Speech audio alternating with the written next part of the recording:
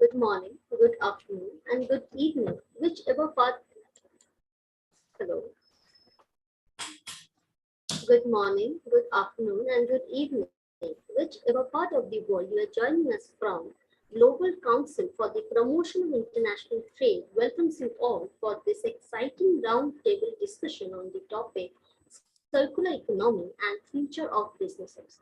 I am Ananya Banerjee Chatterjee, the R&D and Communication Officer for GCPIT and your host for the evening. The Global Council for Circular Economy and Future of Businesses has set in motion plans to organize a monthly roundtable discussion focusing on circular economy and future of businesses.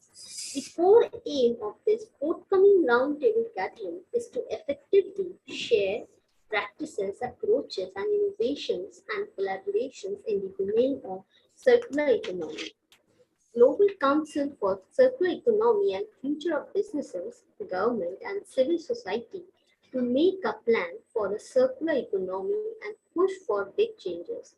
Circular business models can help speed up the move to a circular economy because they reduce the amount of waste that is produced, promote collaborative participation for circular success, encourage global leadership for business, government, and civil society. To speed up the change from a linear economy to a circular economy, which will help people, business, and the environment now and for the future, addresses the most difficult obstacle to the circular economy with concrete solutions and actions so they can go further and fast together. In short, the waste of today becomes the raw materials of tomorrow. Let's begin with the discussion. Today we have three speakers with us. Actually, Miss Isha Sharma will not be able to join us. She had some medical emergency in her family. So first I will introduce all the speakers. To start with, Dr. Jackie Taylor, CEO, Flying Binary, a high-level climate leader. She was awarded an honorary doctorate of science in recognition of her international web science work on equity for the Industrial Internet of Things (IIoT). One of the 250 founders of Tech City in 2016, she provided her flying binary to meet the challenges of Web 3.0, the metaverse, and the industrial IIoT with spectacular results. A procurement specialist in leveraging technology innovations, she is an expert advisor to the UN developing the stages of procurement. She is one of the original members of HM government G Cloud OT, which created the initial cloud first procurement strategy. An expert advisor to the European Commission in a fire starter role for the future digital economy with a specific focus on innovation, circular economy, and improving health and well-being outcomes for 450 million citizens. Welcome, Ms. Taylor. Delighted to be here today with you all and to speak about this, my most favourite subject. Thank you. So next we have Dr. Shrikant Kamath, Executive Director, Legal and Taxation at Sara Advisors. Dr. Kamath is a practicing lawyer in the field of commercial and business laws based out of Mumbai, India. He is a doctorate in international trade law. He has leadership positions in global consulting firms and in large Indian accounting firms and law firms in India. He has also been appearing in courts, tribunals, and quasi-judicial forums over the past decade and a half. His several experience is quite, his sectoral experience is quite diverse, ranging from manufacturing, real estate, e-commerce, and green energy. Mr. Kamath is a regular speaker in events organized by industry forums, national and international institutions, and also features in talk shows on business news channels on contemporary issues concerning commercial law. Welcome, Mr. Kamath. Thank you for the introduction. I really am excited to be here on this platform. Thanks for giving me the opportunity, and I'm sure it would be the next 90 minutes or so would be very exciting. We have a elite panel of co-speakers, and I'm looking forward to joining them, listening to their experiences, and I'm sure we would have a very great interactive audience as well. So really look forward to this session. Thank you so much. Okay. And next we have Ms. Kapila Mehta, Vice President, Sustainability, Schneider Electric, and Global Chairwoman of Global Council for Circular Economy and Future of Business. She has nearly 2 decades of experience working with local, global, environment, and industry leaders. She brings a wealth of knowledge and expertise to the role as an electronics and communication engineer with a post-graduation diploma in operational management and additional strategic courses from IIM Bangalore. Her diverse functional expertise ranges from manufacturing, quality, industrial sales, and many more. She is currently accountable for influencing the global business of power products of a multi-billion euro company. In her journey towards sustainability, she has led 5 billion businesses to drive towards sustainability and create a great roadmap for the future while defining a new business model for circular economy. Her key role includes defining and executing a sustainable strategy and building an offer portfolio that has the highest position impact on the climate, decarbonization, and resources in the innovation process. Welcome, Ms. Mehta. Thank you, Ananya, for the introduction, and looking forward for our first ever circular economy and future of business roundtable. Very excited to have the elite panel here we have selected so that we can deep dive on this session as a starting point and see that what together as a community we can do more. Looking forward for the session. Thank you. So let's begin the discussion. Before we start, I request all the speakers to share their perspective to all my questions so that our audience can get a vast knowledge from experience and from various fields. To start with, my first question is, what is circular economy and why it is relevant to the future of businesses? Ms. Nata, can you please start the discussion? Okay, so very right question, and I think it's a beginning of the discussion when we talk about. So what is not circular? We are continue to live in a linear model, right? So we start, we take, we make, and then we waste or we throw them. So the take, make, and throw or waste is our traditional linear system. It used to be okay because we used to have our raw material extracted, process them, use them, and when we do not need any more or we are in type of new thing, we throw the today's one and then we go for again a new cycle of processes. This becomes more and more complicated as we are entering into the situations where we have raw material crisis, mineral availability, many things which is going for scarcity, and we cannot continue to deplete our natural resources the speed we were doing it. If we continue to do it, we would need 4 new earth, which we do not have. We don't have luxury to work on that kind of resources extraction. We need to be very mindful. And hence, it's important that we bring circular economy into picture, which doesn't go, and in simple words, if somebody wants to understand what is circular economy, it's how we are eliminating those waste at each stage of the production, use, creation of the product, and how we are increasing the value of the product life cycle, extending the product life cycle. As we go deeper, we would talk about how we do it, what is reduce, refuse, recycle and all. But the important aspect of it is today for our planet, we need it. But it's also the good news, which we all need to talk about. It's not only good for planet, it's very good for businesses also, because it gives you a new business model, which you could explore. And over the duration of discussion, we can thrive into few examples, how organizations are making money out of it, and how we are able to create a right balance between the business and the planet need. However, it's very much need of an hour and very strong pillar for our sustainability journey. you, Ms. Kapila. Mr. Kamath, your take on this? Yeah. So I think the easiest part of circular economy is trying to explain what it is. That is the most easiest part. Uh, the if you understand the concept of cradle to grave, so you give birth to something and eventually it dies. So the journey of that thing starts from the cradle and eventually ends at the grave.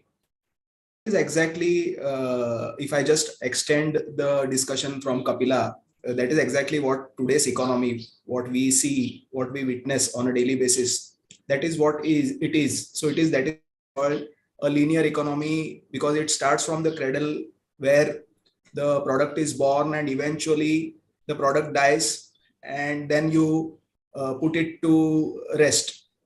So, or you just leave it wherever it is. So that is called waste.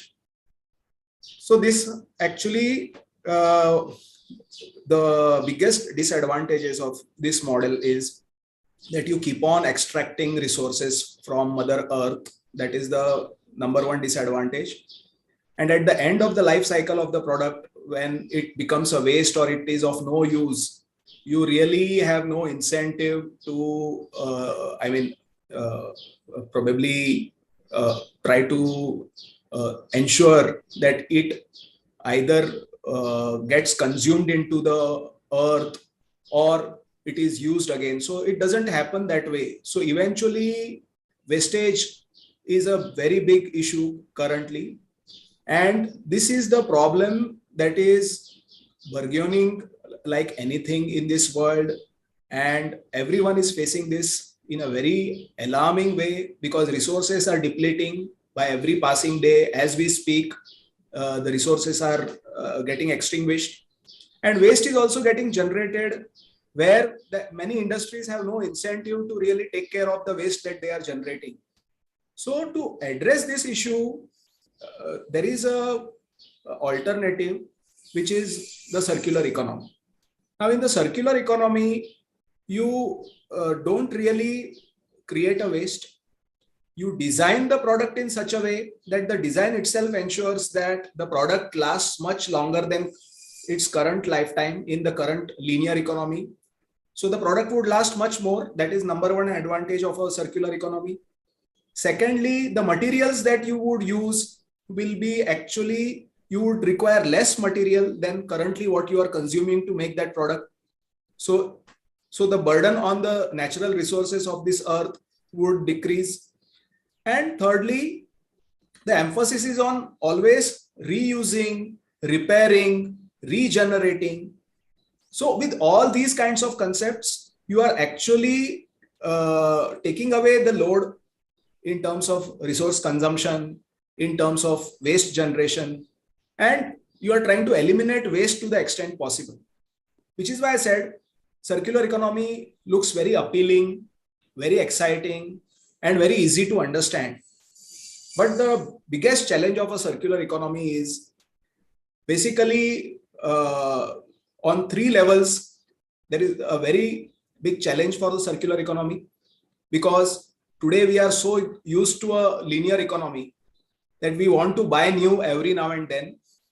The very idea of reusing a product that we have been using for a long time itself doesn't appeal to the consumers. It definitely doesn't appeal to the businesses because they are looking at their profitability, their top line, their bottom line all the time. So if they don't produce, obviously their fear or their insecurity is that they won't make much profits. So businesses feel that they don't have incentive to move to the circular economy. Consumers really they have no incentive because they feel that when something new is there available in the market, why don't we try the new and we just discard the old. Take the phone, for example, the mobile phones that we are using. If you are told that you have to use this phone that you are currently using for the next 10 years, I don't know how many of us, while we are sharing this platform, talking about things, how many of us are ready to actually use the phone for the next 10 years? just assume that the phone doesn't give you any problem. Because I am very sure that 95% of the people that we interact with discard their old phones. Even if the phones are very well functioning, they will discard the old phones, and on some festival dates or days or their birthdays or whatever, or maybe without any occasion, they may just want to buy a new phone. And what happens to the old one? They just discard it, they hand it over to the shop or the store, or they just hand it over to the to someone else. But nobody really cares what happens in terms of the waste generated, because it may be consigned to a waste. So we are actually at a consumer level also, there is absolutely zero awareness or a very little awareness about circular economy. So in that sense, I think circular economy, and what is the government doing in terms of creating infrastructure, giving the incentives to the industry, what are the policies for circular economy. So these are very complex issues. I'm sure we will have some answers to these questions over the next hour or so. But the point is, circular economy as a concept is easy to understand, but very difficult to implement. That is my reading of things. Thank you, Mr. Kamath. Ms. Taylor, please share your perspective. Yes, and I think that we're likely to have a debate and some disagreement, because some of the things you say, I hear why you say them, but there are many parts of industry and businesses who have met that challenge and overcome it. So I'm, as you were told at the beginning, I'm one of the top 10 industrial Internet of Things global leaders and innovators, and that is based on 25 years of research. And it's not really from a circular economy point of view, it's from the technology and understanding that 25 years ago, that our society would be changed by this technology. And for my part, Flying Binary is very much focused on technology delivering an equity agenda. So the only technology that we build ensures we don't leave people behind. And the interesting thing about that research is we've actually understood the different cohorts of people across the world. And one thing that I think that we've understood in our research that the world learned 3 years ago and is still learning is linear business strategies are very fragile. And before the pandemic, very few businesses understood their value chains. But the pandemic demonstrated very directly how fragile and the problem globally, and that's now acknowledged. And we see a rise in a move to a sustainability model because businesses are beginning to understand not only is the growth potential in that, not only is the on average an increase in turnover, it's actually needed for their businesses to become those future business models. In 2016, I founded something called the empathy economy, because the industrial Internet of Things was based on the trajectory that we'd plotted, the data we'd collected. That was the right time to launch that. And that was based on different business models from the current linear models, but combined with different technology to the sharing economy, which we're all using today. We're using today to live stream this service. And that's from a technology point of view, because that's my superpower, that's Web 2. And the technology we're all using supports that linear model. So one of the real issues with the circular economy is technology itself. But that wouldn't have been enough just to change the technology, because the business models are one element of it, and the way in which tech has supported them. But it's the commercial models that really are the key to this. And you've already mentioned this, Sankeet, that for-profit models are very difficult to turn anything beyond making a strategy around that profit. So the empathy economy uses a profit for purpose business model. So always looking at impact, negative and positive, of what we do in business. And that has been adopted across 173 countries. There's 10 million businesses in the empathetic economy, more than that today, but at least 10 million businesses using those different commercial models, those different business models. But the key point, which is where perhaps some of the debate will come, is 40% of all the economic value driven across the world today is driven by Generation Z. That cohort is between the ages of 30 and 20 today. And then there is a contribution we can already see for the evidence we create and collect for Generation Alpha. Generation Alpha are 19 to 9 today. And we even have Generation Beta entrepreneurs under 9. The youngest one that we have in the empathy economy is 3. And so they are actually aligning with the values of the circular economy, because what we discovered in the empathy economy is shared values and collaboration that power this change, as opposed to the sharing economy, where it's a competitive world that's for-profit driven. And it's it's more than a mindset change to move into the circular economy and look at the whole of the value chain from a circularity point of view. It's actually a cultural change. It requires technology to enable it. And so the shift for business is huge. And I want to just say there's hope. Don't tune out now, because I have hope. I have resources to share and what have you. But one thing I must say to you is this conversation may be the most important conversation you listen to this year, because the future of business is being discussed here. Do you want to be a leader in that? Do you understand what I've just said about purpose-driven leadership, and therefore actually driving everything from an impact point of view and understand the negative or the positive element of that? So that's my circular economy introduction. Thank you, Ms. Taylor. So my next question is, how does the circular economy differ from the traditional linear economy model? Ms. Nata, could you please start? Sure. So first of all, I think few of us has covered already some glimpse of it, that what do we say from linear to circular.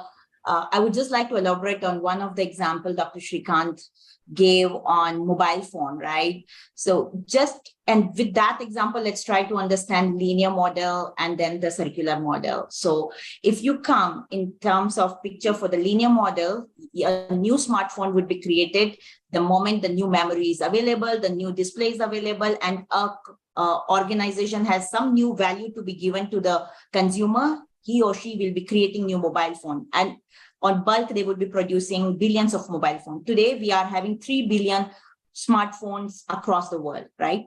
Now, the question comes is, for one smartphone to make in linear economy, what does it take? Why we are talking about circular economy? The one smartphone, it requires 13 tons of approximately water, is what we are talking about. And it requires, on an average, different mobile phone, different technology, but on an average, around 40 plus special minerals are used, metals are used to make one mobile phone. And now we are in the era where few of the minerals are getting extincted, few geography are protecting those minerals and saying that let's answer the geographical need first and then go for the second need. So that's why we are seeing that this is happening more and more, that natural resources are coming to a level where there would be protective environment around it, and we would not be having the luxury to have them more and more. So the first thing is, for linear methodology, when you are creating a smartphone, you are wasting those many resources every time you are making a new smartphone. Now, on the circular economy, I would have done, so I have got my phone, which was produced by somewhere. It was transported to me, maybe not in my region, so that I have added another cost on the transportation. CO2 emission has happened, and I have now my phone with me. But at the same time, if I can make sure that the phone which one person is using has an extended life, doesn't, unless until, and I'll come back to the behavior changes and the demand from the consumer, that's a very different angle. I'm just explaining from the point of linear versus circular. On the circular, if I have to use my phone for a longer time, I would have some parameter to be done. I would have to maintain my product in a right state. So I would like to go for regular maintenance to make sure that repairing is happening. So how much is my product repairable? How much is my product refurbishable, remanufacturable? And how much is my product out of which is recyclable, so that at the end of the product, I can give back what Mr. Shrikant was telling, cradle to grave. How can we make cradle to cradle? And that's what comes into circular economy, right? So in this aspect of having those repair, refurbishment, and other things coming into picture, we create an environment where there are lesser of the wastage. We create and fuel the economy, which is more circular. Now, how do we make it profitable? Is technology available? We wait for your question to come, Ananya, but that's my take on circular economy versus linear economy. Thank you, Ms. Mehta. Mr. Shrikant, please share your perspective. Please unmute yourself.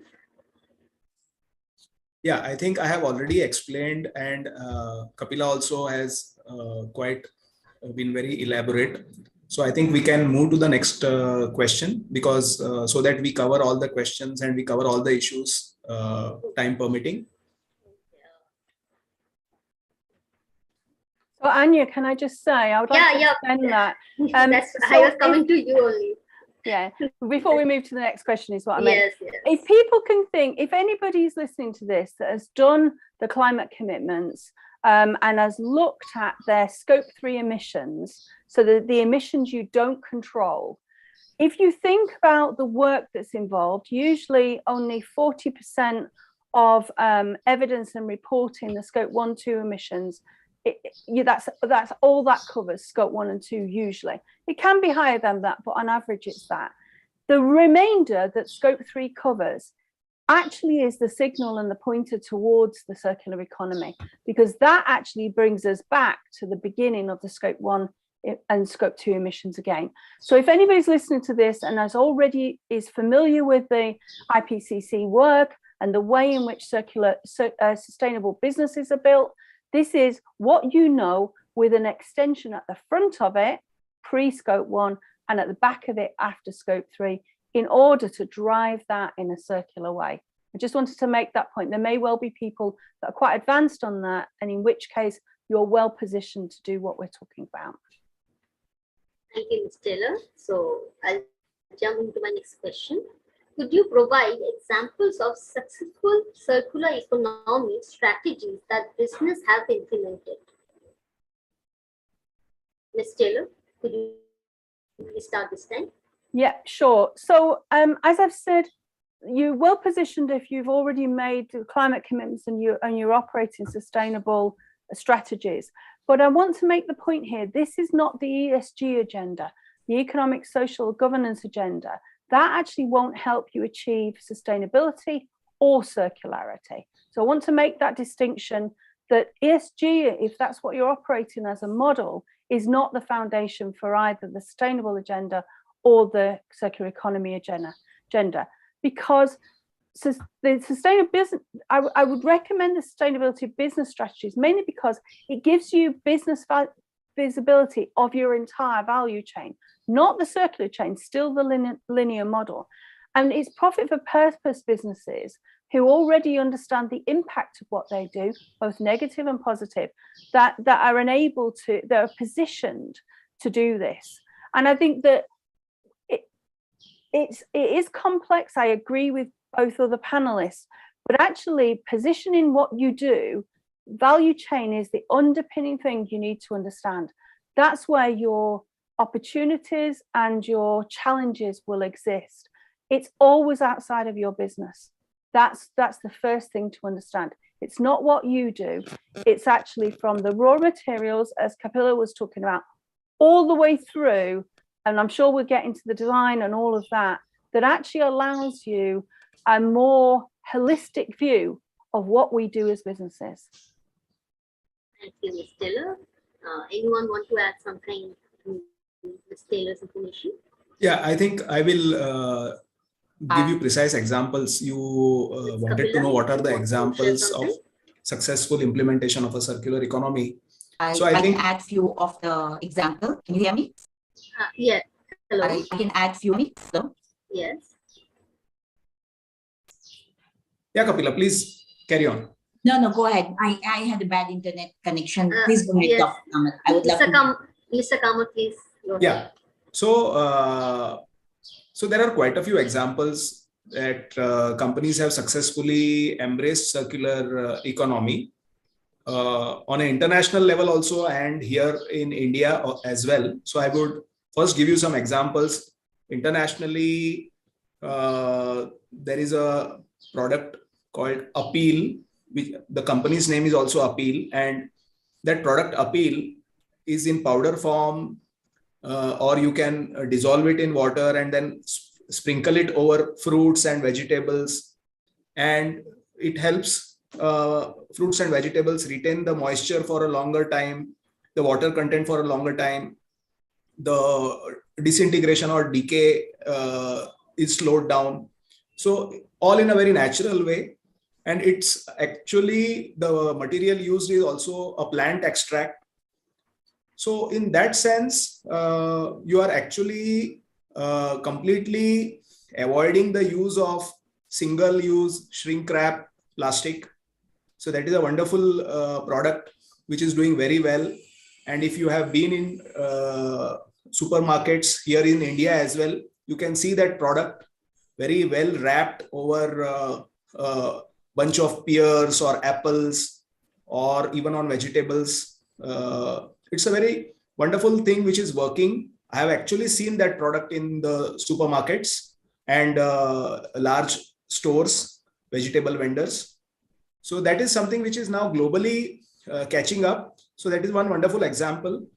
Another example is, if you have heard about the company Lush, which manufactures cosmetics, brand of cosmetics across the world. So Lush has discarded the packing material that earlier they used to put their products into. Now they are selling, so they are calling their products naked products, in the sense that simply they are selling it without the packing material. So they have taken that initiative to really rely less on packing material related resources. So that is also a good way. It may not be fully addressing or fully, but at least they have made a beginning so far as in the journey of their embracing circular economy is concerned.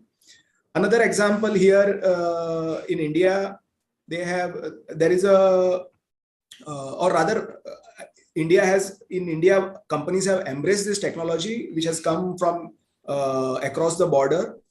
There is a company called Daiku, and that Daiku, so where you typically, in the normal dyeing process for textiles, you use chemicals and you use lots of water. And after the dyeing process, lot of wastewater is generated, which is full of toxic chemicals. And you eventually have to treat that water. So you need a water treatment plant and so on and so forth. So there is a big cost involved. Plus there is a lot of damage to the natural resources such as water and to the groundwater and to the ground itself.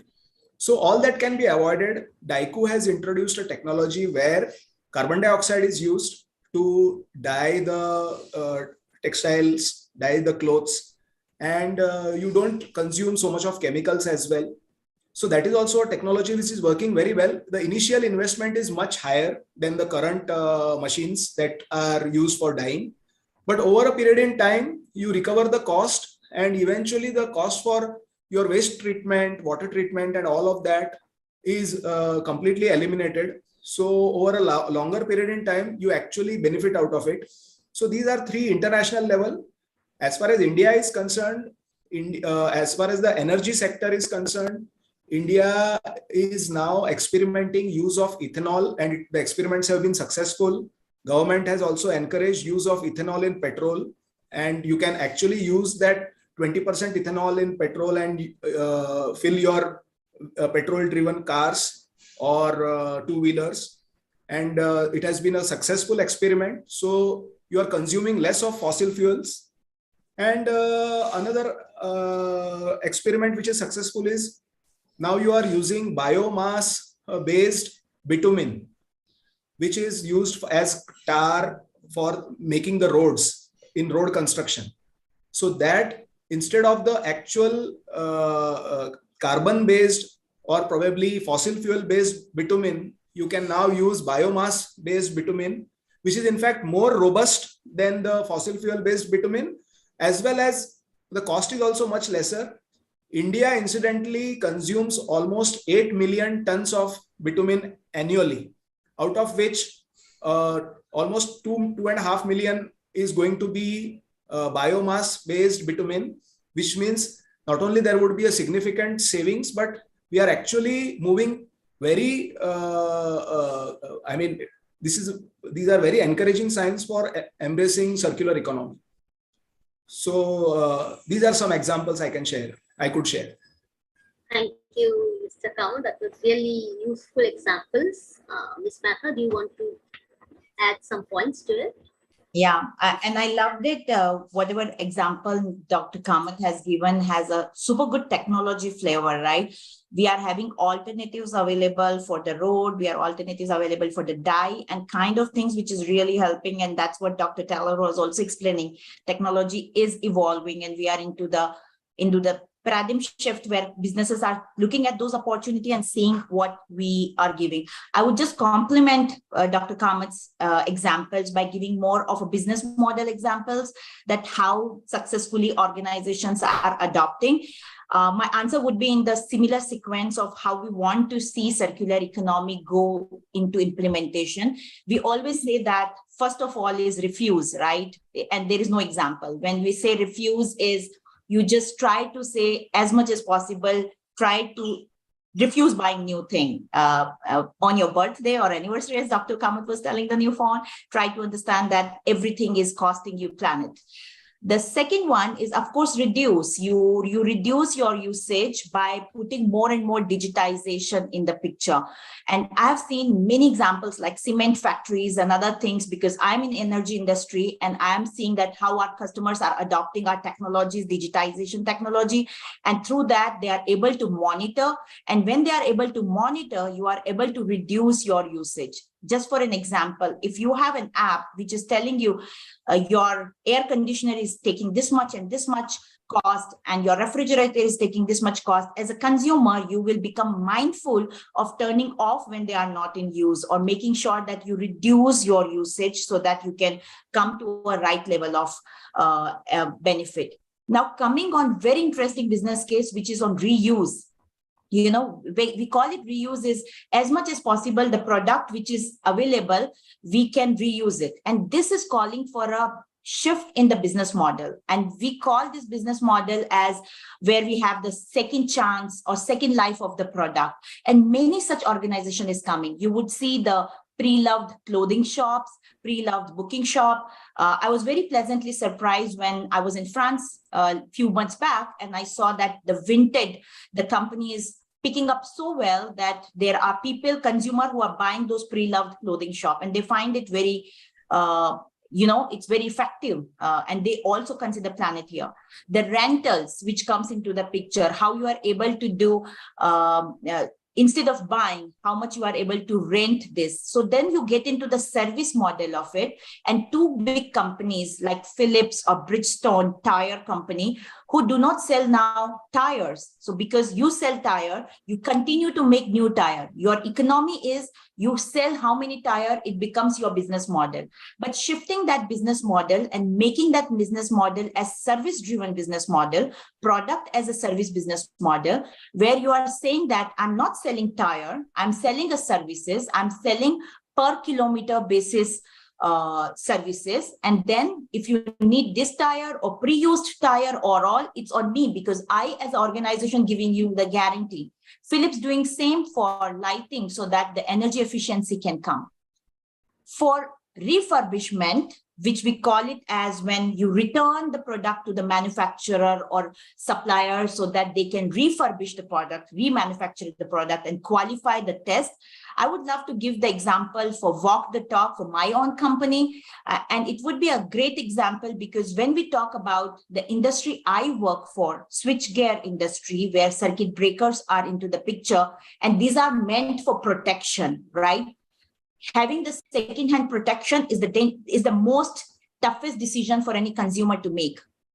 Here, I can tell you very successfully from since 2020, in the very same plant where we are making our new breakers, new circuit breaker, we are creating new refurbished breakers, and we are able to meet the demand of Europe geography by giving them the same quality control, giving them the same product as good as new. In fact, better than new, because they are taking the less CO2 when they are manufacturing. So that means we are saving approximately 45% saving in every breaker. We are saving 755 kilogram of CO2 as what we calculated. The same thing goes on the smartphone example. If you buy a refurbished smartphone than new, you save 10, you are only using 10% of the resources, what we were talking about. The last example for repair or recycle, when we talk about, and I would like to give example of recycle more in terms of many industries, you know, the batteries, because of the rules, when we have the ESR, extended product responsibility rules are coming into picture, air conditioner, refrigerator, where the manufacturers are taking it back and giving it to the recyclers. And this industry is booming so well. If you Google on advanced recycling people, they are multi-million organization. Dr. Taylor could confirm on that, because we are talking about those people are taking the product back, recovering the energy as much as possible, and recovering the raw material and selling it back. I was in discussion with one recycler a few days back, and he said that he's premiuming that copper and aluminum, copper and silver, what it is getting recovered in the terms of cost, and people are buying it. And that's also is talking about the shift in consumer behavior for the organization, which are purpose-driven and impact-driven organization. So that's my example, few of the example. Thank you, Ananya. Thank you, ma'am. Thank you so much. My next question is, Dr. Taylor has something to say. Okay. Yeah, and so I wanted to double down on the technology side, because technology is supporting this transition. And for our clients, the way they found the most value is through something we call intelligent automation. And that actually redefines the new circular value chain. That's how they get beyond linear to circular. Intelligent automation is a combination of two technologies. They're both based on the industrial Internet of Things and deep tech, but one is AI, artificial intelligence, nothing to do with large language models and ChatGPT. This is the real AI, neural nets, etc. And the other one is robotic process automation, getting bots to take in huge amounts of information around the process and looking for opportunities and synergies for change to circular. And that's proven to be, that combination of technology is intelligent automation has proven to be the most cost-effective way of transitioning the linear value chain through to circular. And if you're already transitioning and on your way to become a sustainable business, that sustainability investment you've already made, you're already well positioned to transition to the circular economy business model. And intelligent automation, we've been using that with clients to accelerate that, because the metrics around circular economy are still what I would call nascent. There are some, but not in the same way there are the science-based targets for sustainability. But the fact you have that based in there, those metrics and the intelligent automation of those actually can allow you to understand your opportunities for circular. Thank you, Ms. Taylor. Thank you. My next question is, what are some challenges that business might face when transitioning to a circular economy model? Ms. Taylor, could you please start with this answer, with this question? Yeah, and I think that we've talked about many aspects of the circular economy. For me, in terms of the evidence base that we've been curating since 2009, we find that reuse, repurpose, and recycling capabilities, if you want to take where you are to the next step towards circular, they're the key ones. We do use intelligent automation, as I've just said, to do that. And if you can involve your whole supply chain in this, so the way that clients generally do that is when they use procurement to sign on board, to sign new deals, when they're onboarding new suppliers, they put clauses in there that require suppliers, and we as a supplier to His Majesty's government in the UK are required to do this too, to actually create some social value evidence as part of the contract that actually becomes the evidence base across the adoption for circularity or sustainability, whichever. This is a maturity model we're talking about here, from the linear model through a sustainable strategy through to a circular strategy.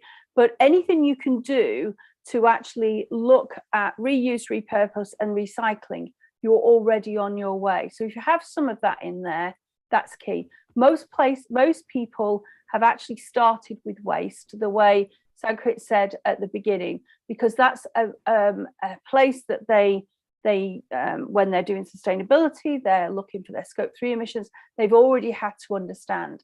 And if you can start there, you can start to make the connection back to cradle. So I know we've got to try and speed up these questions, so I'll make that one short. Thank you, Ms. Taylor. Mr. Kama, would you like to answer this, please?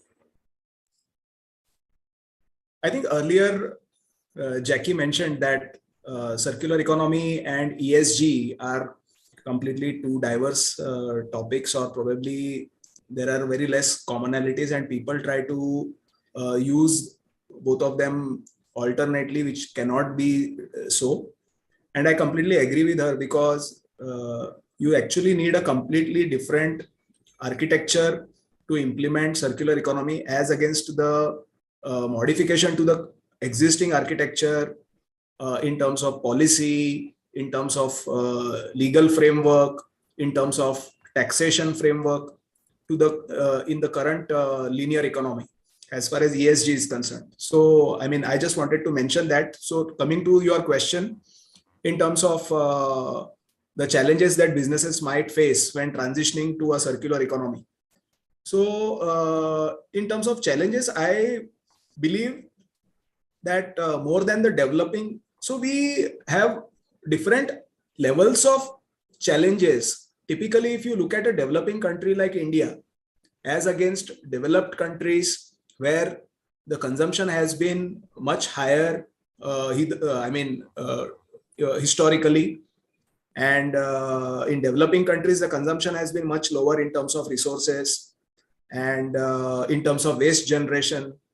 And so the issues, challenges faced in the developing world are, in terms of the seriousness of the issue, the gravity of the issue, they are far lesser. So that is one aspect of it in terms of the political aspect.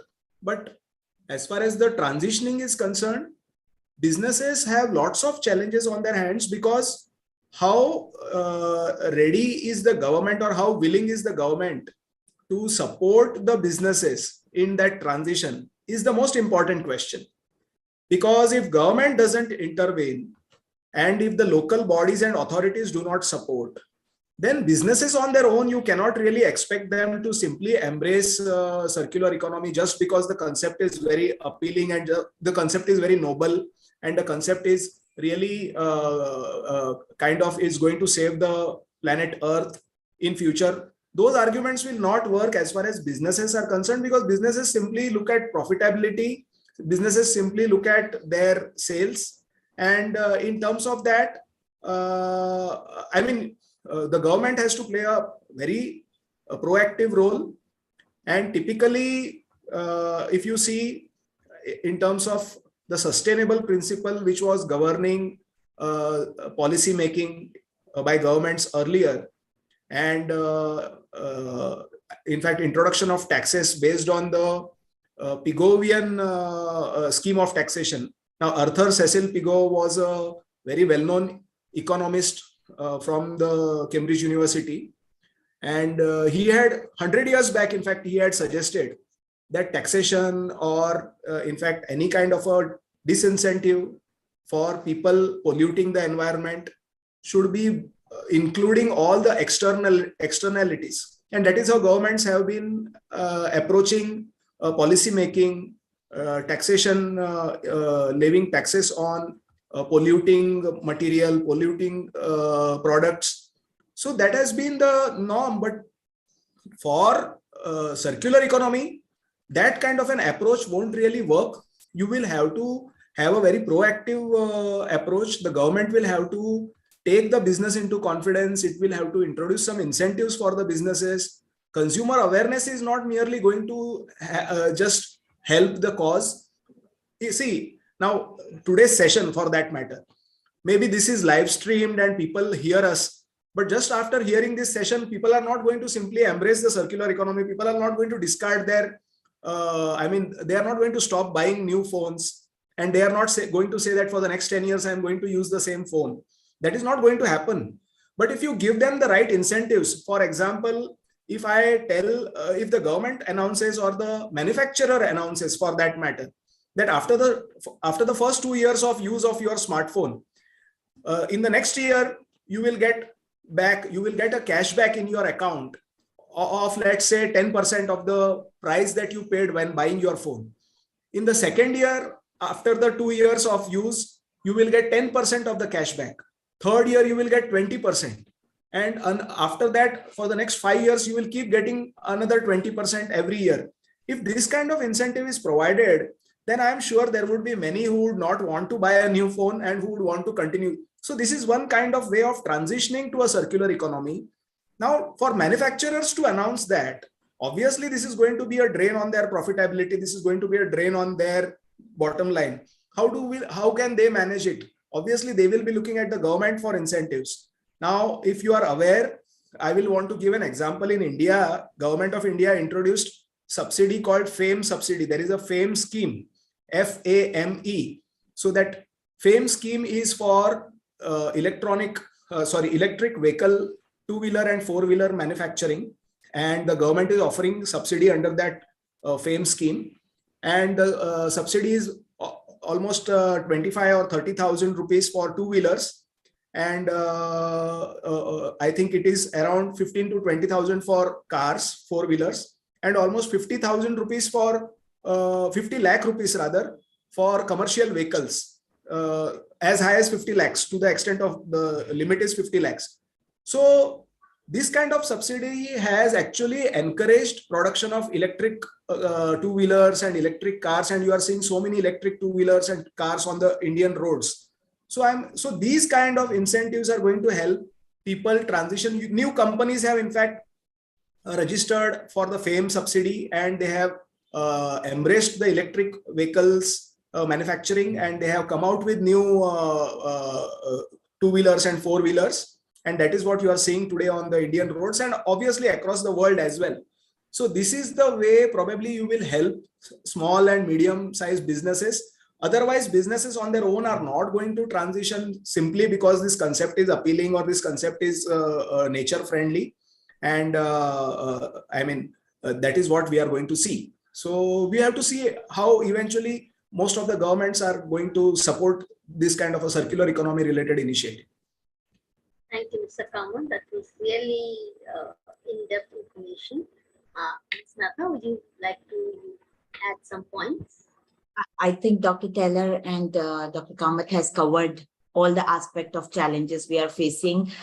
Just to summarize what they have said, and if I understood correct, and that's my takeaway also, and I'm experiencing this on the first hand when we talk about circular economy, is it plays into all the ecosystem, and Dr. Taylor told in the engaging the full value chain when it comes into picture. How is my demand side? So is my demand asking for it? Is the behavior changes happening? How I am able to educate the market? As well as on the supply side, is my product repairable? Is my product recyclable? How I'm making the product design architecture change? And then the supply chain side of it, if I'm assigning refurbishment, it's a very challenging today. The supply chains are becoming more and more efficient. You see Amazon package delivery coming to any part of the world. They have the spike and hub model, and you are able to send it somewhere. There is a bulk quantity, so the transportation makes sense and it becomes cheaper, it becomes affordable. But the reverse logistic doesn't come into the same luxury. When you are adopting the reverse logistic, you actually do not even know what you are picking up is in what quality. Do you sort it? Can you send it to recycle or refurbish? So you need to make that assessment, and that maturity has to come. And when you are going to pick up a product, you are not even thinking about multiple quantity. You are having one or two quantity because you are adopting the reverse logistic, which is not today is as efficient as the traditional supply chain, which is linear today. So every aspect of it need to change versus also the policies, what Dr. Kamath talked about, taxation, penalty, carrot and sticks goes hand in hand. We all know the benefit of it. It gets added into our scope 3 upstream benefit for sure. We spoke about that.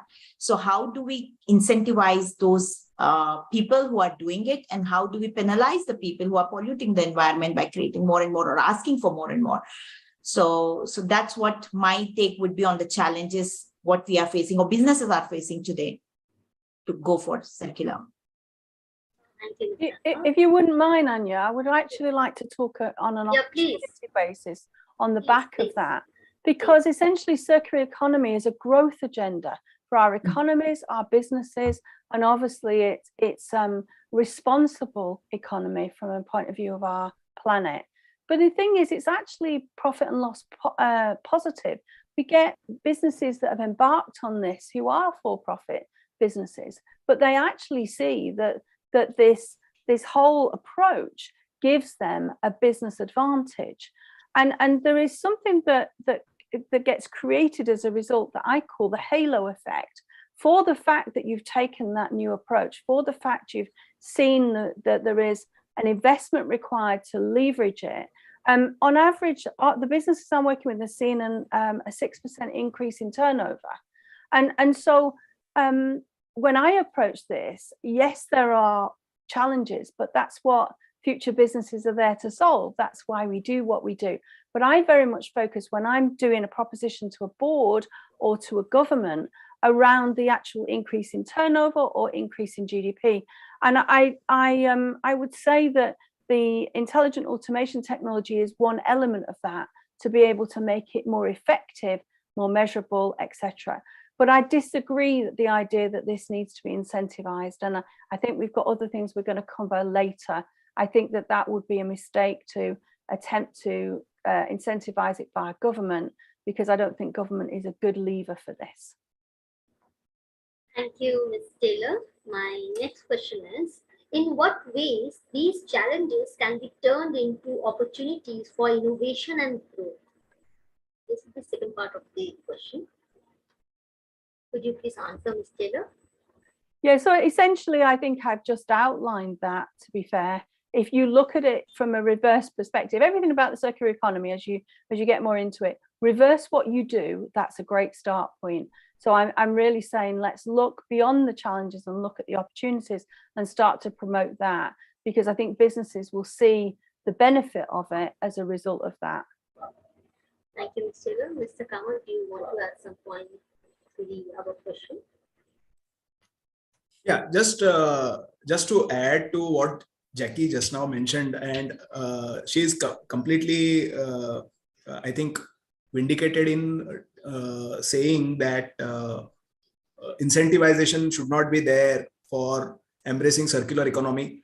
That argument has been always been propounded by the developed countries, because they have reached a level where consumption is very high, and in fact resource extraction has been very high, and wastage generation is very high. As against that, developing countries and least developed countries are saying that why should we be deprived of consuming just because the developed countries have consumed so much and you have extracted resources from the earth. So why should we be deprived? We should also continue. So with that, we should also continue extracting and consuming and generating waste. So for this, and eventually this will be a race to the bottom for the developing countries and the least developed countries, because they will not be having the luxury of those resources for much longer. So to cut that argument or cut that debate short, the governments of those respective developing and least developed countries will have to incentivize their businesses so that they move very quickly and they catch up with the developed world in terms of implementing circular economy related initiatives. So that is one thing I wanted to clarify from, and these are what I have just now stated. These are views which have been echoed by economists from both developing countries also and developed countries also. And that is why I thought probably I will just clarify why I said that incentivizing is required. Although, yes, in an ideal world, there should not be any incentivization by government, but it doesn't work that way considering so many externalities are at play. And coming to your question in terms of how these challenges can be turned into opportunities for innovation and growth, I think Isha is not present today. I think this question she would have answered very well because she has been in the intellectual property related domain, practicing in that domain. And I think patenting processes which are actually helping you move into the circular economy, patenting products. Just now I gave you some examples of the innovative products. So when you, in fact, Kapila also mentioned in her company, how they have tried to, in fact, use the old circuit breakers. So those kind of processes that they have adopted to use the old circuit breakers and bring them again back into use and sell those refurbished circuit breakers. I think that those processes, if they are patented, I think that will also be a great incentive for companies and for businesses. So that is how probably a transitioning can also happen. So I think those aspects are also very important, which we cannot really ignore. Thank you, Mr. Kamal. Ms. Nata, do you want to add something? Thank you. I agree with both of the points, what we are having on table. Opportunities are endless. We are talking about today, and we would be talking and seeing that this is becoming business as usual in years to come. And that's what we are setting up and what we could see from here. The opportunities are endless. The new business models are coming. As I explained, product as a service, which is picking it up. The opportunities in terms of patenting, what Dr. Kama told in his parameter. I would just give an example of one very sports-driven company, Decathlon, and I'm sure it's available in many parts of the world. They have adopted talking about second-hand or leasing the cycle model, right? Now we say that selling the cycle was a profitable business, or selling a tent was a profitable business. They started exploring that, how they can give it on rent or lease and try to make it equivalent by ROI, that how many of the rental will be equivalent to the one new product sell, right? And they are seeing that this is becoming more and more popular. At the end of the product, you are also able to sell it on the second-hand store and the people who are coming. So you have a consumer category for each and everything. You would be having sustainable driven consumer category. You would be having market segment, which is more pricing driven. And you need to know that how you map your customer persona and how you can do it. So opportunities are endless. We need to see what model works for us and how we can penetrate into the market by using which model. Thank you, Ms. Nata. I will jump into my next question. How important is collaboration among businesses, government, and consumer in driving the adoption of circular economic practices? Could you please answer, Ms. Nata? Sure. So collaboration is the key. I mean, when we talk about ESG, or we talk about circularity, or we talk about anything which can benefit a larger organization, I think the open system, having that collaboration approach would be a key. Also, it creates a pull effect because you are talking to a same like-minded people and then creating the right ecosystem. So public-private relationship, university coming into picture for researching the right alternate, which is available for single-use plastic. Let's take an example. What is the alternate for single-use plastic for the heavy industry when they are shipping one product to another? How do we get those things coming into picture?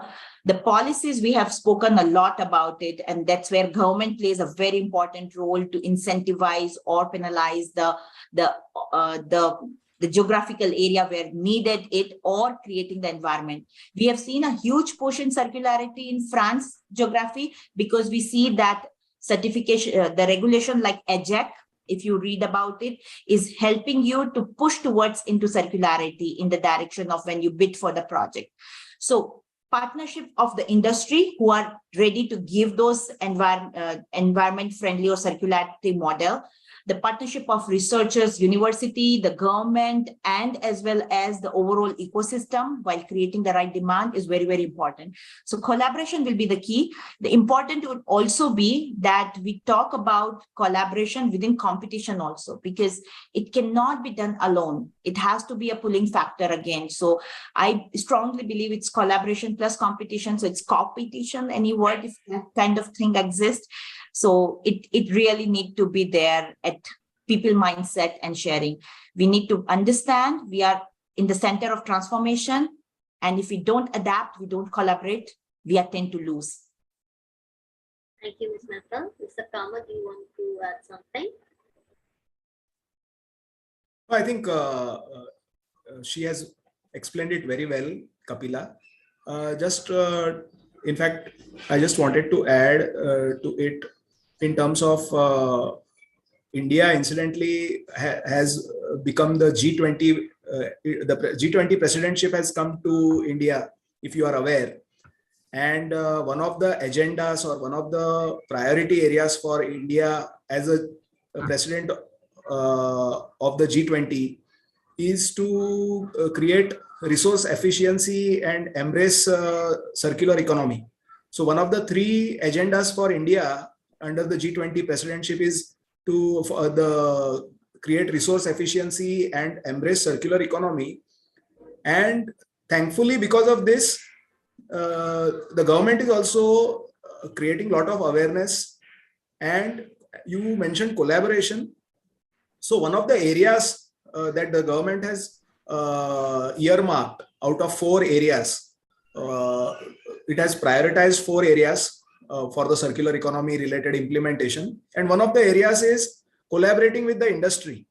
So so the word that they have used under the G20 presidentship for this is coalition. So they want to set up a coalition with the industry and the consumers.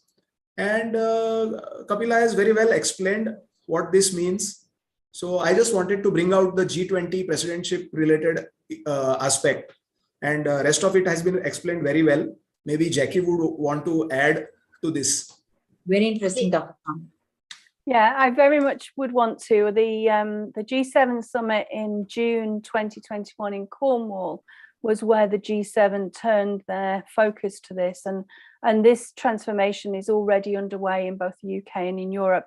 UK is the most advanced on that because it's been prepared to.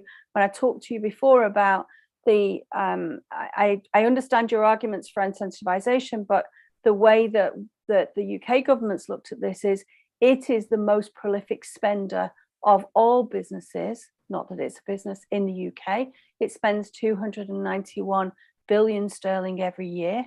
And so therefore 231 of that spent, 231 billion of that spending, the other 60 billion is for different reasons, not the first wave of this, actually is going to be under procurement legislation, which is almost through our legislative system.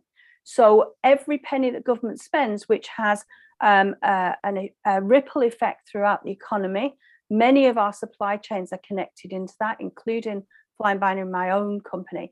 And that was originally aimed at net zero. But as I've said throughout this, anything that moves us to a sustainable business economy automatically puts us into the next maturity curve for a circular economy. And legislating around procurement will, I tell you, because of the work I'm doing in the United Nations, will become a key to all of this. I agree with what both Kapila and Sankrita said. From a developing economy point of view, actually changing the way our government does business has been a key. And also the other thing to look out for is we're not going to regulate through this. We've had those discussions. We had them at G7. We've had them beyond that. We're actually going to use standardization and certification. So if you want your products and services to carry the future of the planet, you're going to adopt circular economy because those are the companies that will be signaled by standards and certification as the companies of the future. And so I think that, you know, there is a lot underway, and obviously what is discussed at G7 and adopted at G7 and India has been included in those discussions, of course, actually proliferates through. So it's really great I'm not working in G20 this year, but it's really great to see India pick that up, make that coalition idea something that governments can federate their policies around. So very proud of the move forward that India's made in making that a reality for many countries, but actually setting up what I believe is a model of change, because everything we talked about today is complicated, and certainly if you're looking at it at an economy level. Thank you, Ms. Taylor. So my next question will be, can you highlight emerging trends or technologies that are shaping the future of circular business model? Ms. Taylor, can you please answer? For us, the biggest successes we've had to transition through our businesses that are already in the circular business strategy model. They may not have decided to be a B Corp. There's very definite reasons why you do or don't do that. But the thing that has actually allowed them to move that transition they've already done and shift it into the circular economy is the intelligent automation that I said before. So I've got a client in the government sector at the moment just going through this transition, taking that sustainability journey that I've just talked about. We don't have the procurement legislation in at the time, but they've recognized that that's coming, and so they've designed on that basis. We've actually highlighted 10 opportunities that circular economy would serve that government sector client. And by using intelligent automation, which is the combination of artificial intelligence and robotic process automation, we've actually taken those 10 opportunities, and we're starting with what we now know to be the top 3 priorities. And why have we taken 3 out of the 10, and what's that going to do? It's going to demonstrate the value of moving to circular. What we're most missing is metrics. What we're most missing is to be able to share the why. Those of us working in this know the value, and as we've all said, it's a growth opportunity. But actually, government being able to say, demonstrating the value, not of a product, but of a service and of the health and well-being of their population. It's actually enabled us to accelerate the transition to circular. So if we were just going to continue without it, it's actually made that quicker. We've implemented what we call advisory intelligent automation as well, because what we've discovered in taking this step forward for many clients is accelerating decision making with this technology is the key to really evidencing the transition beyond sustainability to circular. And the key thing that the board is and not the board, looking for the word, but the government client is most excited about is the investment they've made in a move to sustainability is actually being leveraged. So they're not spending twice, because they've already made this move, made climate commitments, and looked across their value chains for all their emissions. They're able to utilize that and move it all forward, which is why I say, add intelligent automation and you have a maturity curve that beyond sustainability you can climb very quickly. Thank you, Ms. Taylor. Ms. Mehta, your take on this? So there are many emerging trends are coming, and thanks to the opportunity it's bringing on table. As I explained, that recycling is shifting towards more and more advanced recycling, and this business is booming a lot. How you can do the recycled of mixed electronics, where you have materials, you have plastic, you have many kinds of wires inside and soldering, how you are able to do those kind of things. Advanced recycling is picking it up. At the same time, you are having many people are working on waste to energy concept, and that's picking up as well, that you have biodegradable waste and how you can use this waste to energy. I was in discussion with some of the hoteliers in Europe last month, and I came across this concept and was very fascinated with that. And there are many business which is driving towards that. The one key things which is coming in our industry or energy industries, because we are talking about how we can increase the lifespan of the product. And that means we are talking about how can we have maintenance and condition maintenance, where we can make sure that product in the install base has a higher life than the usual. And the technology which is coming into picture, which is deployed today, is digital twin, making sure that there are predictive maintenance are available so that you are not going as a preventive approach, but predictively you are getting it done. So there are many such trends and technology which is coming, and which would be supporting the future of circular business model and the service business model as we speak. Thank you, Ms. Mehta. Mr. Kama, do you want to add something? No, I think both Jackie and Kapila have very well elaborated. I just wanted to again take you back to that example in India, that ethanol mixed fuel is being rapidly now marketed by oil marketing companies across fuel pumps in most of the states in India. And you would be surprised to know that India, which is having an annual import bill of, it is importing 16 trillion Indian rupees worth of crude oil. So which eventually translates into petrol and diesel.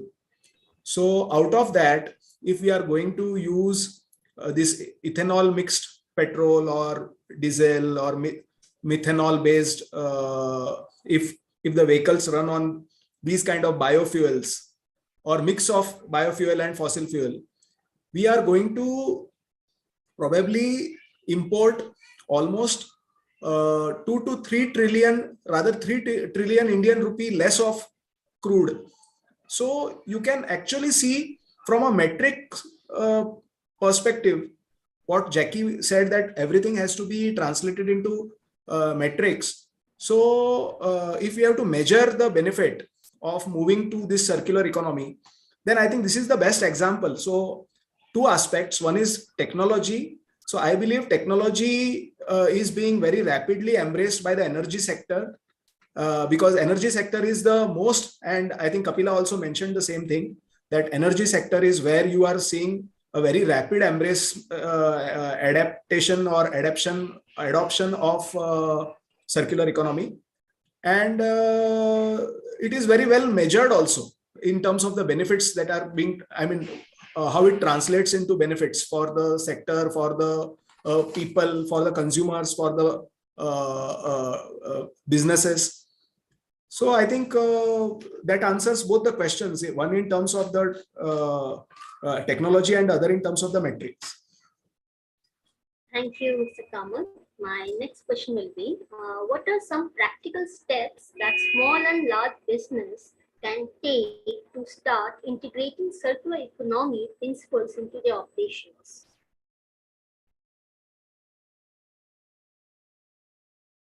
Mr. Kamal, could you please? So I think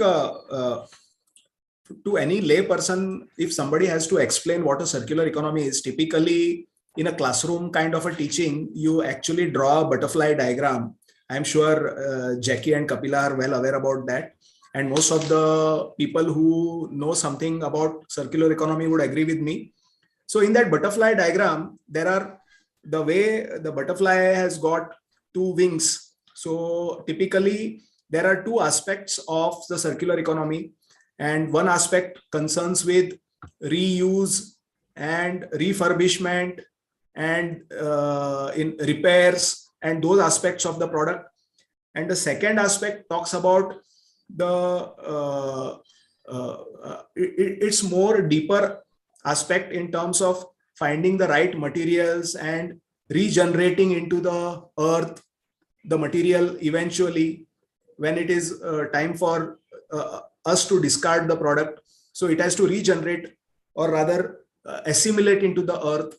So those are the two dimensions or two aspects of circular economy explained in that butterfly diagram. And if you really want to know how in terms of, how you can really get into that kind of a mode, then I think you start in a very small way. You start by introducing making your products more robust, use materials that can help your product last much longer than currently what is their life cycle typically. So if the product lasts for 5 years, you use material which can actually help you when you use that product, it can last for a couple of years or more than that. So those are the small baby steps you can take to move to transition towards circular economy, especially small businesses. In fact, I want to share a statistic with you, which is not very encouraging, that today in India, when there is a boom of startups and lot of investment is coming into the startup ecosystem, you would be surprised to know that when billions and billions and thousands of billions of dollars are being invested by investors from across the globe into startups in India, in fact, the startups which are actually propounding circular economy related services and products, the investments are barely 1.8 billion in the last year. So, I mean, this is like very a minuscule amount, not even probably 1% of the total investments. So in that sense, when we have so much less investment coming into the sector or for the businesses, then I think it is better to take baby steps like what I suggested in terms of making your product. And once people see the results and once your profitability gets impacted in a positive way, automatically you will attract more and more investments and people will see sense in your business model. So I think that is how probably you you transition yourself, being a small business or a MSME. Typically, you can move into the circular economy in this way. Thank you, Mr. Kamath. Ms. Mehta, can you please share your perspective as well? Sure. For me, I always believe that it all starts with where do you stand today and where do you want to go. So I think any business in whatever capacity, they would like to adopt circularity. And we spoke a lot about circularity, something which remove the vestiges from the linear model and creates more circular models. Dr. Kamath explained very well the butterfly diagram or value wheel diagram. There are many such things are available. So first you start with what is the vestiges, identify the vestiges, create your baseline and explore that what you could do as a first step, and then create an engagement. And that's very important in your value chain. You onboard people. And I always see that's happening. It's always create a dominic effect. Either you would be pulled by your customer to do that, because they will be asked for it, or you would be asking your supplier to do that. So engage your supplier ecosystem, onboard them so that you can create your first step towards that. How you can have, it could be as simple as changing the packaging. Recycled cardboard cost is almost a similar cost of the cardboard, and how much you are able to do that. So tiny steps also would be helpful, but creating the vision, where do you want to go, where do you are, and how incremental steps you can take would lead you to the way. But start your first step would be my guidance. Thank you, Ms. Mehta. Ms. Taylor, please add your perspective. So I'm going to take it in a different direction, because I actually think this is harder than the sustainability agenda that many. You just mentioned Sikrat, the MSMEs, and so I think what we actually need to galvanize this agenda is the material circularity indicators and the agreement of the framework we have in our sustainability world in order to mature this agenda. But it's just not at the same level of maturity. And if you're trying to get started on this, bewildering, confusing are the words that are given to me. And in the absence of those globally accepted metrics, it's very hard to start with a blank piece of paper. Now, I've released a course with one of my clients, LinkedIn, to accelerate sustainability adoption. There's almost 1 billion users in LinkedIn. If you're on LinkedIn, you'll have access to it, particularly if you pay a LinkedIn premium subscription. Either way, LinkedIn have made it available for 25 sterling lifetime access. And if you go to the flyingbinary.com website, and just click on the Climate Champions Initiative, many of those things about how you position, what the market is at the moment, how you decide where you're going to start. Are you going to look at waste? Like Camilla said, that might be your thing. Are you going to look at which sector you're in and what activity is going on in that sector? Are you going to focus on single-use plastics? There's many choices to be made, but many of the sort of choices that you make to move to a sustainable business models and collaborate on that are at the core of making these circularity choices as well. And so I think that the reality of it is there are many success stories where people have just leapt in and said circularity practices, and early adopters exist for any transition, particularly a big transition like this one. But this is more complex than sustainability that arguably we've been doing for the last 30 years.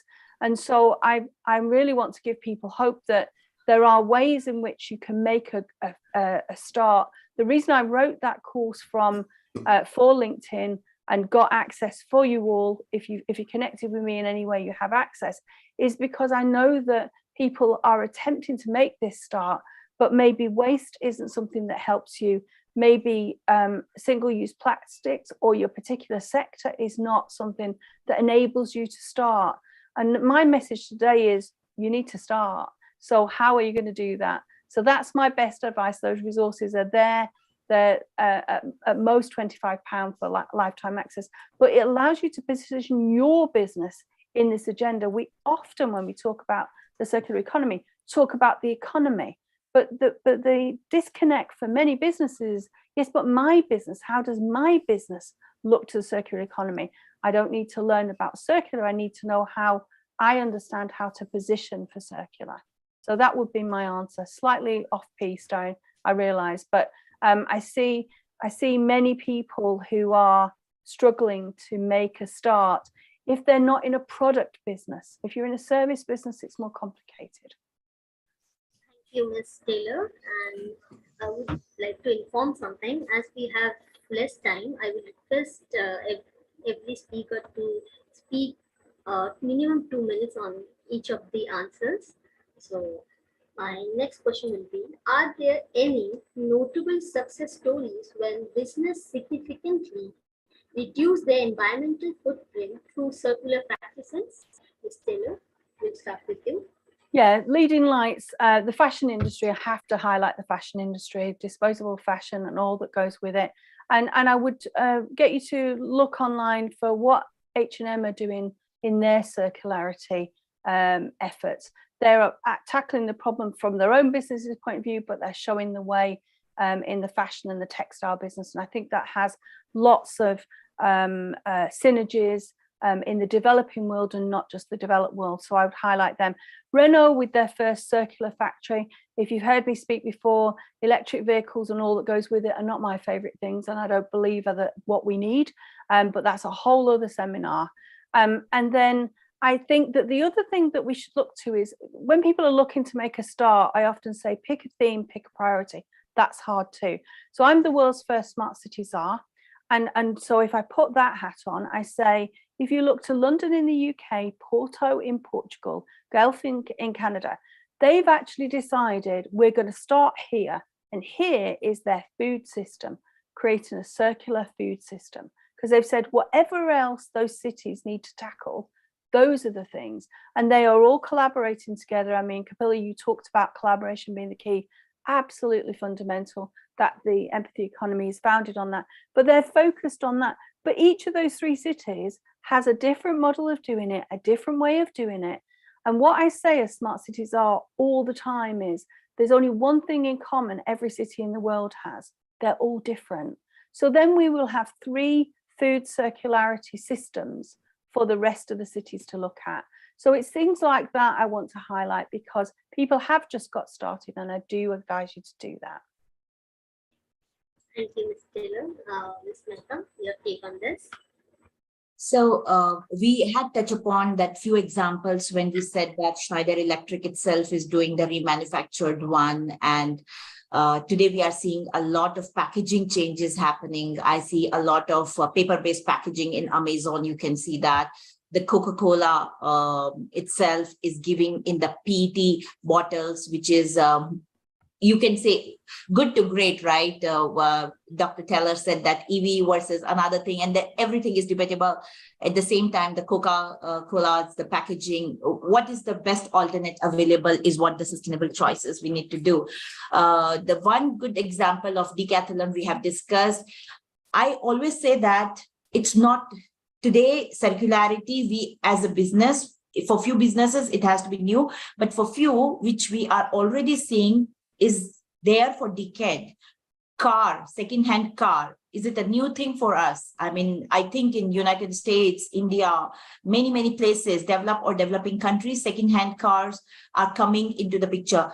Now we need to understand that what's making customer trust to go for the second hand, because we hear them that it's gone through a quality check, we are giving you the same assurance, the same quality. How as a supplier is able to give those confidence to the consumer, we would be making it successful. So there are multiple examples on it. That's my take. Thank you, Ms. Nata. Mr. Kamath, your perspective. Yeah, I think Jackie made an interesting point, and I fully agree with her that even I am not a big fan of electric vehicles when it comes to discussion on circular economy. Electric vehicles, of course, are doing their bit in terms of contributing less to greenhouse gases and so on and so forth. But as far as circular economy is concerned, I think one industry, see, the heart of circular economy is the design. How you design your product is going to determine how fast or how complete is your adaptation or adoption of circular economy. So design is at the heart. So as far as real estate industry is concerned, building industry, we are actually going to witness. So today we are whatever number of structures, civil structures that we have in the world today.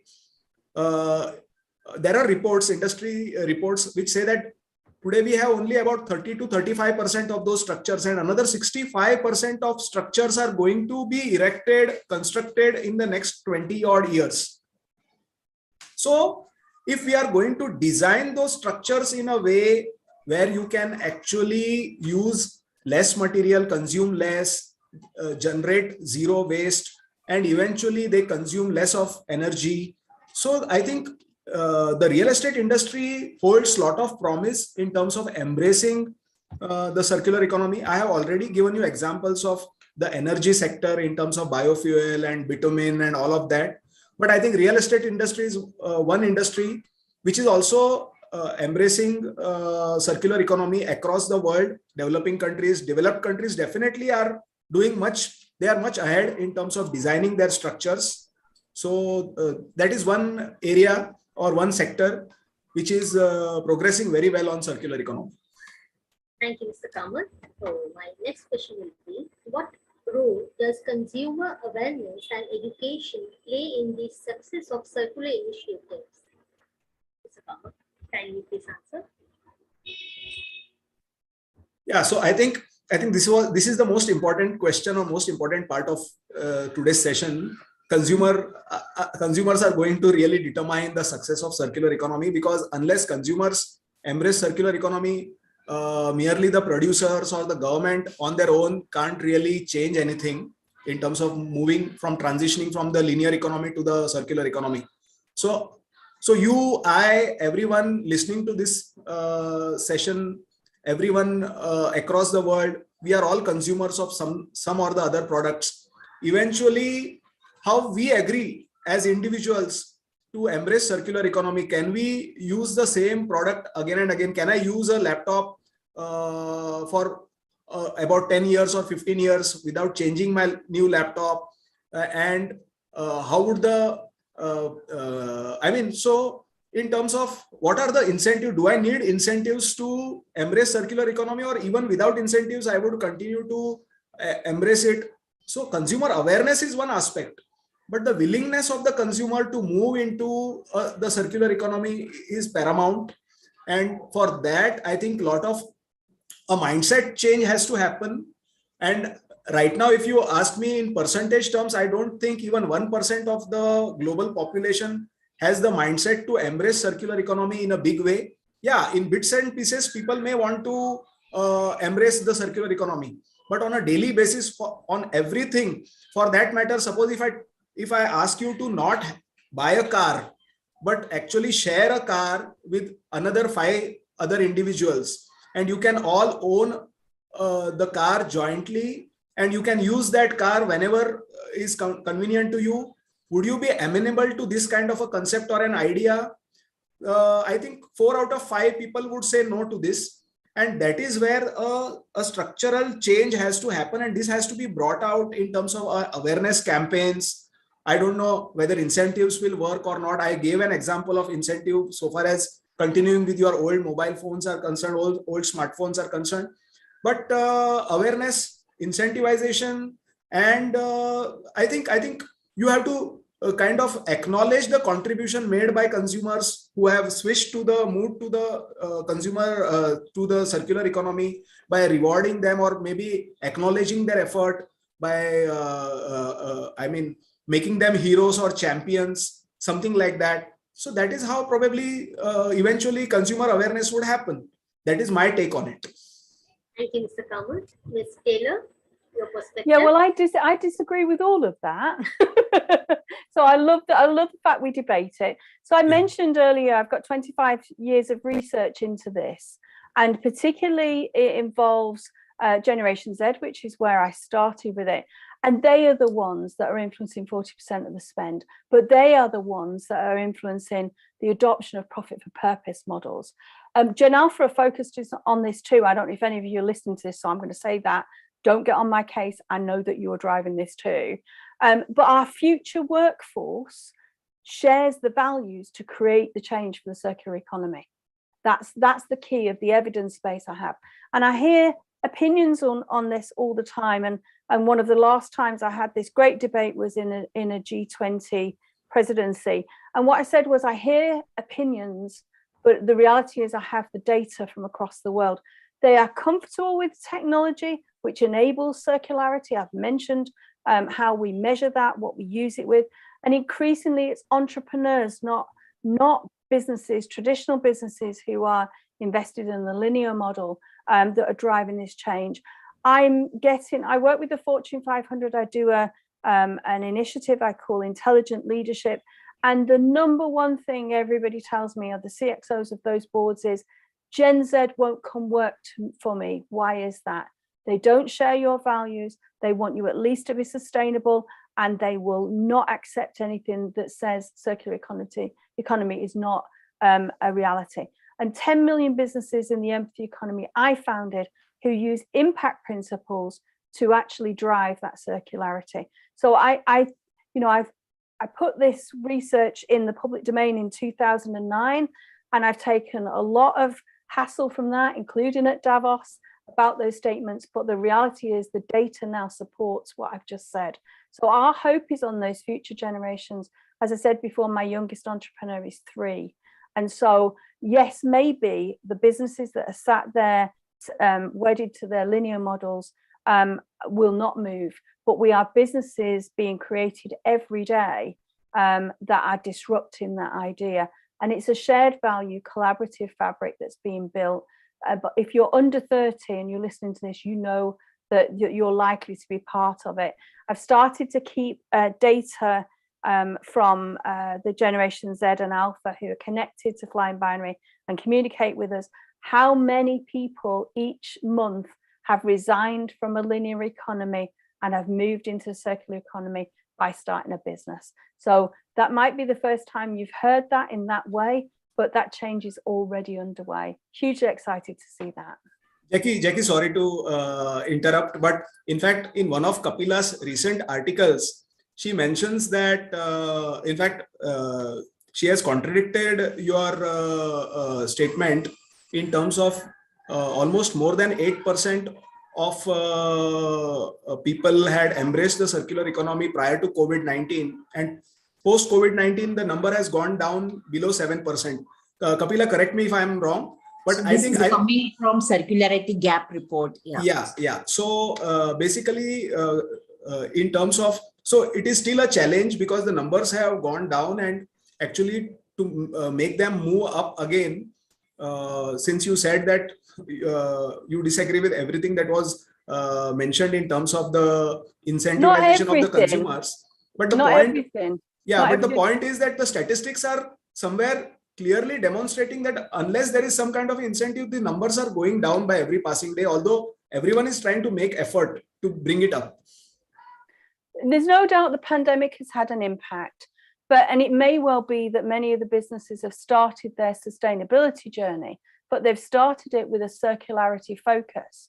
And so there's a bow wave of change I can see across 173 countries across the world that create the conditions to be a circular economy from a business point of view, from data from 10 million entrepreneurs. So I see that across those countries. And pandemics had an effect on all parts of our life and all of our systems. Circularity is no exception. I agree with that. But I'm looking at it purely from an entrepreneur point of view, and I'm seeing those under 30s challenge the change and actually lead that change because they can't make it happen in linear businesses. And one of the main reasons they're telling me that they're leaving those linear businesses is because they can't make the change happen there. Sure. Ms. Thank you. Mehta? Thank you, Mr. Kamath. Thank you, Mr. Taylor. Ms. Mehta, your take on this? So the question was, if you could just repeat the question, I was too much indulged into the discussion. No problem. How can business effectively communicate the value? Oh, sorry, this is the question, right? How can business effectively communicate the value of circular products and services to consumers? Okay, so the communications remains the key. At any point of time, any discussions we are having, if you do not have the simple, easy to understand communication, what the change is happening, what is the value proposition is. So creation of the value is very, very important. We talked about technology piece, the business model piece, but delivering the value and value being understood is a whole together different story. So for me, the communications remain the key. I like the answer what Dr. Taylor wrote it on for Sangamitra's question, that having those climate champions who are advocate of the championing the circularity could be a very good ambassador role which can be put in place. So hence the communication, making sure that environment, educational, infrastructure is available. And then there are, for every new change, for any new thing, for new industries, there will be always few early adopters. There would be people who would be pulling the fact, and there would be people who would be retaining the value, you know. So this is no different. So we need to see what are our early adopter for this kind of thing, who can be our advocate, and how do we go beyond this piece. Now, ecosystem should be helping you. Engagement, collaboration with partnership with government should help you. But today, one thing is very clear. You have, as a supplier or as a company, you have the responsibility to give the communication in a way that consumer understand, as well as a very important thing, the certification, the assurance to the consumer that what you are buying is not quality deprived, but it's same quality, or it's gone through this many checklists, as I gave the example in automotive things, or what we are giving in the circuit breaker would be really helpful to explain the value of product and services. Thank you, Ms. Mehta. And my last question will be, are there any key considerations for businesses looking to expand their circular efforts globally? Ms. Mehta? Okay, so there are many, but you know, when we talk about globalization, one answer cannot solve all the questions. And then there is, every geography is different. The maturity of market is different. Consumer behavior from one place to another is different. So for sure, the scaling of things can be done. How we are putting up the supply chain that can be replicated from one place to another or not. But technology definitely can be a similar platform that can give you the answer at globalization level. For example, you could project more and more recycling in one geography. That could work because of the more recycling thing available, giving the benefit when the people are giving back the product at end of life. And motivating and promoting those behavior could be helpful. At the same time, there are few geography where the compliances are there. We can have more refurbishment, remanufactured strategy in place. repairing. I have seen right to repair, very interesting take on many of the government which are taking. So how are we incentivizing or how are we motivating businesses into that direction? But there would be not right to repair in all geography. So globalization is a very good thing. Wherever we can take the platform, but I would say that localizing the approach and adopting based on the localization thing would be a key to success. Not every formula can be successful in all geography. Thank you, Ms. Mehta. And Ms. Taylor, your perspective? Yeah, I think that's true. I mean, there are geographies where, you know, regulation, standards and certification are actually leading the way for this. And I've mentioned some of that earlier. And you know, what we are supporting businesses that are coming to the UK in order to leverage our regulatory legislative setting, create a business here and the initial circularity offering here and then exporting it. That's quite complicated, but that is one way of doing it. But ultimately, I'm encouraging them to go back and do that localization piece that you've just said, Kapila, because I think that's important to explore it in the geographies. But I really must say that not making a start on this today, not already being in motion, is a real issue. This future business model is already pervasive, and there is, as I've said, from the Gen Z point of view and those younger, it's a really key thing. One of the things that I'm advising clients to do is to make circularity commitments, make them public in the same way we do with sustainability commitments, and then to invest what the return on investment they've had from their sustainability initiatives into unlocking any of these barriers. And yes, that involves getting involved with governments and with regulators, but actually there's a great amount of work can be done in a sector or for a particular, I mentioned plastics earlier, single-use plastics, and pulling that together. I've got a case study that I wanted to mention. Just let me get back to that. I made a note of it. Where the adoption of the process design for recycling is actually something that's done at a sector level or as a combination of an industry association, and that's shared, so that the cost is shared, the good ideas all coming together, measuring and reutilizing waste, actually determining quality measures, and then doing that at an industry level or governments. In the UK, we were already doing that, and actually saying there's a quality measure that enables the circularity, and the recyclates that actually you derive from the value chain, actually understanding what they're for. So in the UK, we have taken some of the research budget that we would normally send into our universities and formalize that into national research hubs for this. And specifically focused on some of the aspects of the circular economy that are resident across the UK. And then, so therefore, there are new research strands and new research positions and collaborative research that's being taken. So, for example, one of them is the chemical hub, where actually around the sort of rare earth minerals, all of that. But then that services the energy industry, the construction industry. So really, getting those resources together to leverage the regulation and the legislation that's there, and creating the initial sort of seed investment. And many that I've not got time to mention, but many industry associations who've taken that initiative too. Single Plastics Association is one of the ones that I'm thinking of. So Camilla said it first, but collaboration is the key. If you're having this conversation in your company, you need to look outside, see who you can collaborate with, share the costs, share the ideas. And literally what it does is it transitions it so much quicker. It's an efficient, but it's an effective, but it's a fast way of doing it. Thank you, Ms. Taylor. Mr. Kamath, you want to add some points? Yeah, I think I agree with both the ladies here when they say Kapila mentioned about maturity of different markets are at different maturity levels. So you can't really use the same formula, same size of shoe will not fit everyone. So in that sense, you have to have different approaches.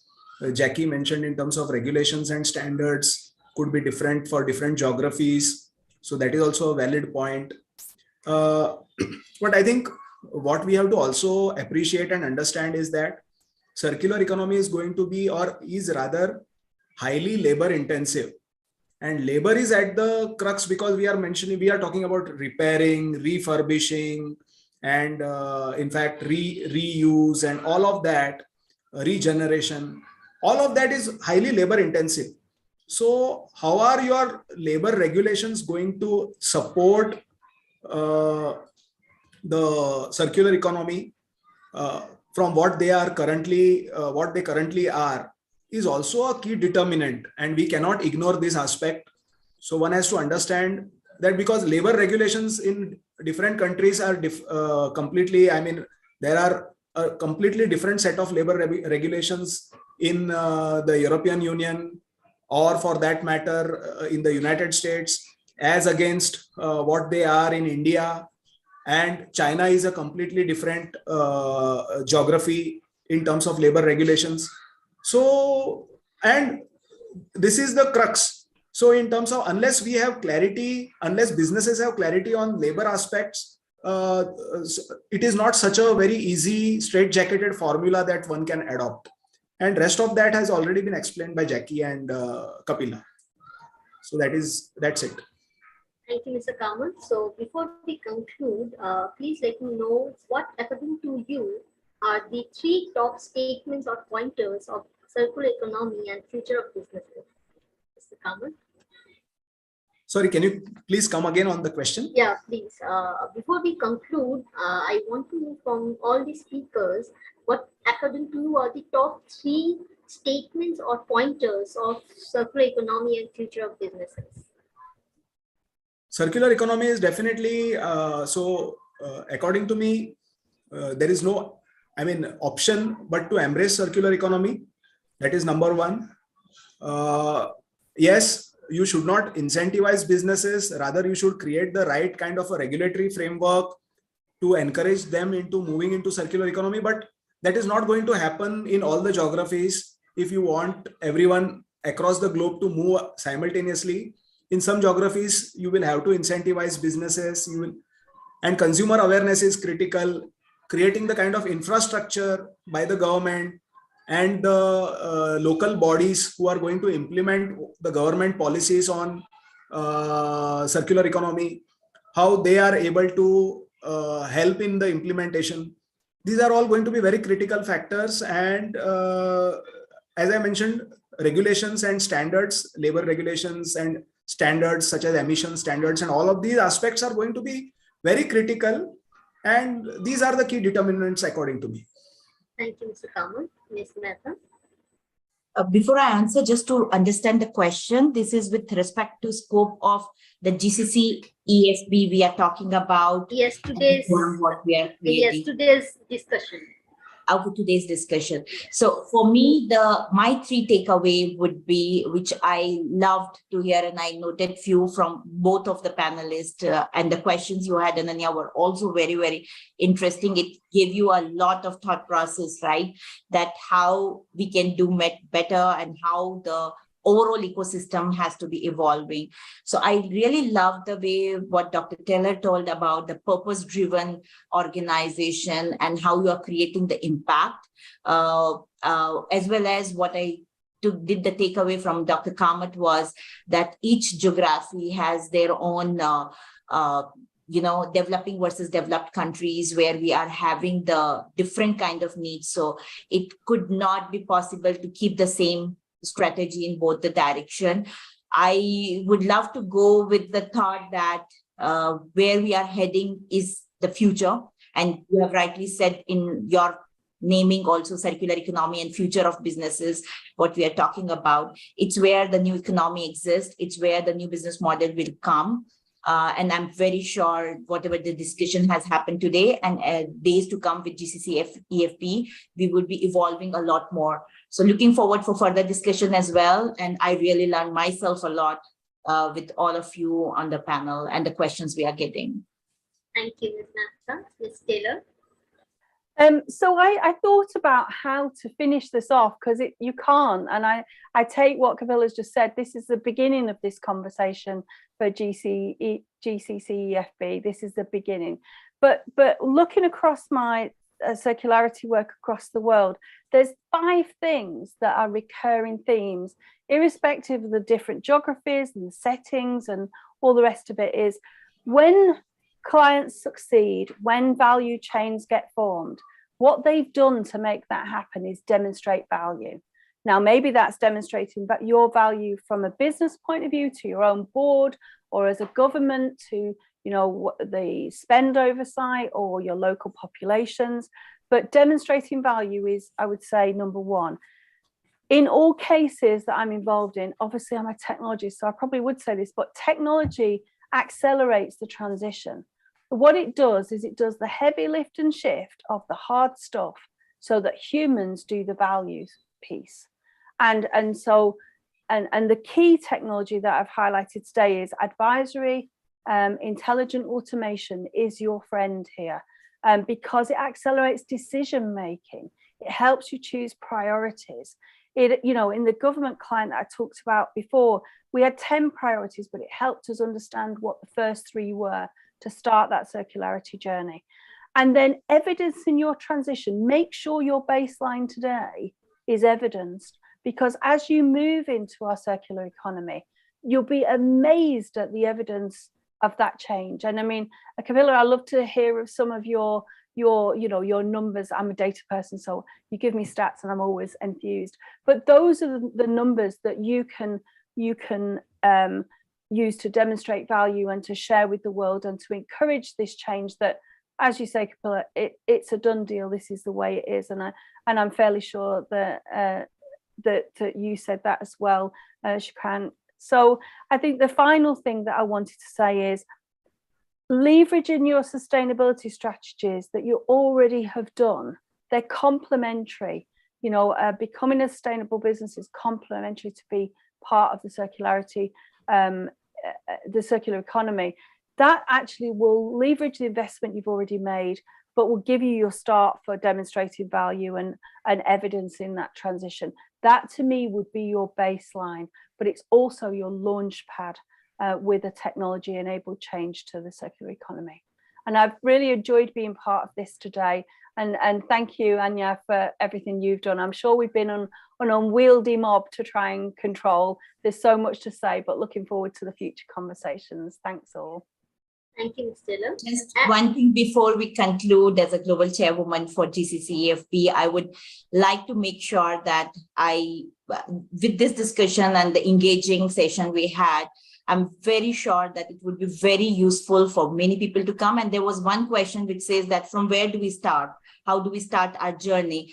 And I invite policymakers, businesses, individuals to be part of this community, which would be taking a big shape. It's already a global. We are seeing that how can we make impact globally? So I invite people, policymakers, businesses to be part of this community, and let's bring the change. Let's start from here and being the advocate for circular economy. Thank you. Thank you, Ms. Kapila. Thank you so much. As we near the end of this roundtable discussion, I would like to first express my heartfelt thanks to all my speakers who have taken time from their busy schedule and shared their in-depth knowledge and expertise with us. Thank you so much, GCPIT, and to all the speakers for giving such a broader perspective to me and to the audience. Thank you so much for joining. Thank you. Thank you. Thanks, everyone. Thanks, everyone. It's been a pleasure. So indeed. Okay. Take care. Bye-bye. Bye. Bye.